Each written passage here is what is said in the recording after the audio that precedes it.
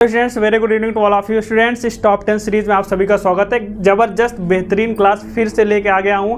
इस टॉप 10 में अगर आप 1 बाय 1 करके एक एक क्वेश्चन पूरा का पूरा पढ़ लेते हो तो आपको कोई भी प्रॉब्लम नहीं होगी, किसी भी प्रकार की कोई दिक्कत नहीं होगी। बोर्ड एग्जाम 2026 में आप अच्छा करके आओगे। ये टॉप 10 सीरीज चल रही है भैया, 100 क्वेश्चन करा दिया, 101 नंबर से स्टार्ट कर रहे हैं। वीडियो को लाइक करना बिल्कुल ना भूलिए। 1 बाय 1 करके एक एक आपके स्क्रीन पर आ रहा है। जो भी आपको ऑप्शन सही लगता है आप याद रखिए कि ये ऑप्शन सही है। कितने सही कर पाते हो ये जरूरी है। चलिए भैया देखते हैं। प्रेम सागर के रचनाकार हैं। ए ऑप्शन पर है राधा कृष्णदास, बी ऑप्शन पर है सदा सुखलाल, सी ऑप्शन पर है राम प्रसाद निरंजनी, डी ऑप्शन पर है लल्लू लाल। याद रखिएगा, प्रेम ज्यादा दिखाओगे तो लल्लू बना दिए जाओगे, है ना। लड़कियों से ज्यादा प्रेम अगर तुम दिखाओगे तो वो तुमको लल्लू समझने लगेंगी। याद रखिएगा, डी ऑप्शन करेक्ट हो जाएगा, लल्लू लाल।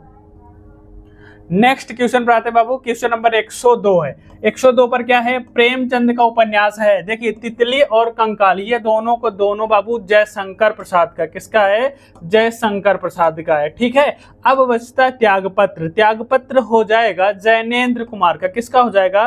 जैनेन्द्र कुमार का हो जाएगा। अब आप बता दोगे कि सर तो राइट ऑप्शन यहाँ पर सी हो जाएगा क्या? अरे बिल्कुल सही हो जाएगा, सी ऑप्शन गोदान, जो आपको पता भी है और बिल्कुल सही है बेटा। आगे बढ़ता हूँ। नेक्स्ट क्वेश्चन नंबर 103 पर। 103 नंबर पे क्या है कि पैरों में पंख बांधकर कृति की विधा है। पैरों में पंख बांधकर कृति की विधा। ए ऑप्शन पर है बाबू आत्मकथा, बी ऑप्शन पर है जीवनी, सी ऑप्शन पर है यात्रा वृतांत, डी ऑप्शन पर है उपन्यास। देखो बाबू, पैरों में पंख, जब पैरों में पंख बंध गया तो उड़ गई, जब उड़ गई तो क्या कर रही? यात्रा कर रही है, तो क्या हो जाएगा? यात्रा वृतांत हो जाएगा। राम वृक्ष बेनीपुरी का है ना। पैरों में पंख बंध गया तो भैया वृक्ष यात्रा कर रही है तो राम वृक्ष बेनीपुरी की रचना। ठीक है। नेक्स्ट क्वेश्चन, ये याद करने की छोटी छोटी ट्रिक हम आपको सिखा रहे हैं कि ये तो हम आपको बता रहे हैं, लेकिन इसी तरह से तुम अपना बनाओ। जब तुम खुद बना के याद करोगे तो आप जीवन भर नहीं भूल पाओगे, है ना। 104 नंबर में देखिए भैया, कल्पलता निबंध संग्रह के लेखक है। ए ऑप्शन पर है रामचंद्र शुक्ल, बी ऑप्शन पर है हजारी प्रसाद द्विवेदी, सी ऑप्शन पर है गुलाब राय एंड डी ऑप्शन पर है वासुदेव शरण अग्रवाल। तो याद रखिएगा, यहां पर आपका जो राइट ऑप्शन हो जाएगा बी हो जाएगा। हजारी प्रसाद द्विवेदी की रचना है कल्पलता। बिल्कुल सही है। क्या है? बिल्कुल सही है। आगे बढ़ता हूं। नेक्स्ट क्वेश्चन नंबर 105 पर। 105 नंबर में देखिए क्या लिखा गया है।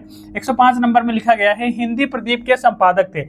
हिंदी प्रदीप के संपादक, हिंदी प्रदीप एक पत्रिका है जो कि भारतीय युग की है और बहुत इंपॉर्टेंट पत्रिकाएं हैं। भारतीय युग में हमने 7 पत्रिका आपको याद कराई, उसमें से एक भारतीय युग की है हिंदी प्रदीप, जो कि बालकृष्ण भट्ट द्वारा संपादित किया जाता है। राइट ऑप्शन यहाँ पर आपका डी हो जाएगा। पूछा जाए कहाँ से किया जाता है तो इलाहाबाद से किया जाता है, यानी कि जो अब नाम चेंज करके प्रयागराज कर दिया गया है। आगे बढ़ता हूँ। नेक्स्ट क्वेश्चन 106 नंबर में। 106 नंबर पर है, अयोध्या सिंह उपाध्याय हरिऔध की रचना है। कौन सी रचना है जो अयोध्या सिंह उपाध्याय हरिऔध की है? लहर नहीं है, गुंजन नहीं है, यशोधरा नहीं है। राइट ऑप्शन ए हो जाएगा, वैदेही वनवास। इसी तरह से एक एक क्वेश्चन आपका कंप्लीट करा देंगे पूरा 500 और आपके एग्जाम के लिए बहुत ही इंपॉर्टेंट होगा। 107 नंबर की अगर मैं बात करूं तो रामधारी सिंह दिनकर को ज्ञानपीठ पुरस्कार मिला था भैया। रामधारी सिंह दिनकर को ज्ञानपीठ पुरस्कार मिला।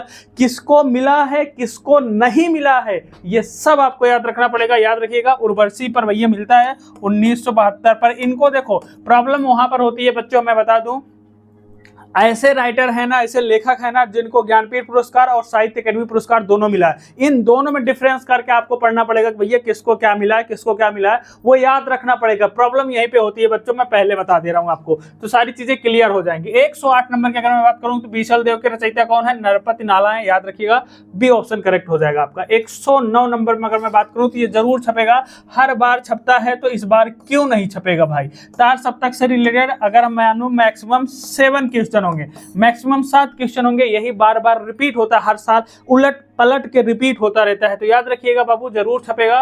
और तार सप्तक का जो प्रकाशन वर्ष होता है 1943 होता है। राइट ऑप्शन सी हो जाएगा। अज्ञे द्वारा किया जाता है। अगर पूछा जाए किसके द्वारा? अज्ञे द्वारा। Next question and last question है 110 नंबर में है, रीत मुक्त कवि है बिहारी केशव घनानंद। कौन हो जाएगा बाबू? अरे घनानंद लगा दो यार, घनानंद है तो काहे दूसरे को लगाओगे, है ना। रीत मुक्त कवि है, तो डी ऑप्शन यहाँ पर आपका करेक्ट हो जाएगा। ये रहा टॉप 10 क्वेश्चन। अब हम मिलते हैं नेक्स्ट वीडियो में, जहां पे हम फिर से टॉप 10 क्वेश्चन लेके आएंगे और आपको इसी तरह से पढ़ाएंगे। वीडियो अच्छा लगा है तो लाइक कर देना, शेयर कर देना, सब्सक्राइब नहीं किया तो सब्सक्राइब कर लेना। Thank you.